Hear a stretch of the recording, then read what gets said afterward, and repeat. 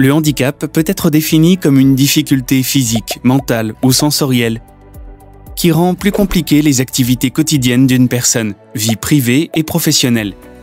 Cette difficulté peut être visible ou non et n'est pas toujours définitive. On dit alors qu'elle est réversible.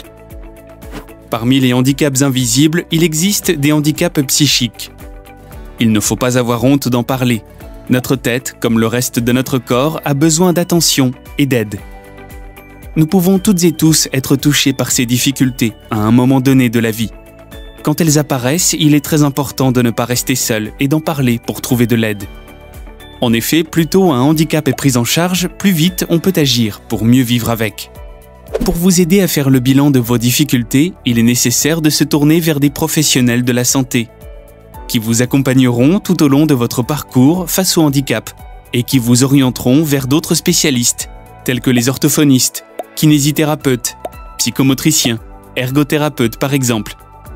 Tournez-vous également vers la Maison départementale des personnes handicapées, MDPH, qui est là pour mettre en place des solutions afin de vous aider dans l'accomplissement de vos activités quotidiennes. C'est le principe de la compensation. La compensation proposée par la MDPH, c'est la prise en charge financière des différentes aides nécessaires à la vie avec le handicap. Il peut s'agir d'une aide humaine, technique,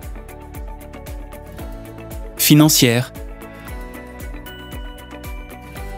ou encore d'un accompagnement renforcé. Pour cela, un dossier est à remplir, papier ou en ligne. Dans ce dossier, il ne s'agit pas de parler de sa maladie en tant que telle, mais d'expliquer en quoi vos activités sont limitées et ce que vous voudriez changer. Un certificat médical est à remplir avec le médecin qui vous accompagne et qui doit noter avec précision ce que vous êtes empêché de faire à cause de cette difficulté. Si vous avez besoin d'aide pour remplir ce dossier, les missions handicap des villes, les CCAS, les assistantes sociales, les agents d'accueil de la MDPH, les CMP, les associations sont là pour vous aider.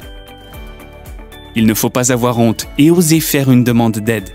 Ensemble, saisissons-nous de notre santé.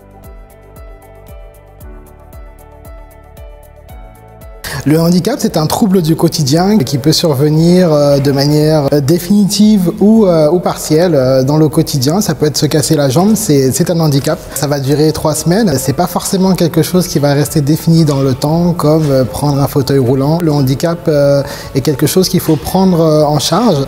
Et plus tôt on le prend en charge, et plus tôt on a des chances d'avoir de bons résultats. On peut aider quelqu'un qui est en situation de handicap tout simplement en lui apportant son aide, son soutien, en lui conseillant de s'orienter vers des professionnels, vers des structures qui peuvent prendre en charge tout type de handicap.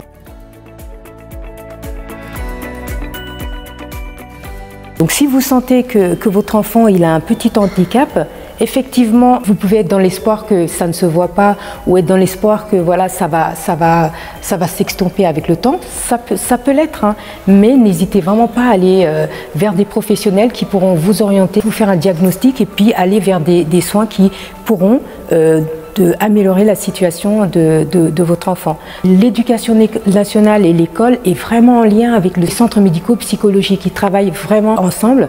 Donc votre enfant, à partir du moment où vous dites au professeur ou à la maîtresse que voilà, vous êtes en difficulté, sachez qu'à partir du moment où vous l'avez dit, la prise en charge elle commence tout de suite. La maîtresse donne l'information au médecin scolaire qui rentre en lien avec le centre médical psychologique et après vous êtes orienté.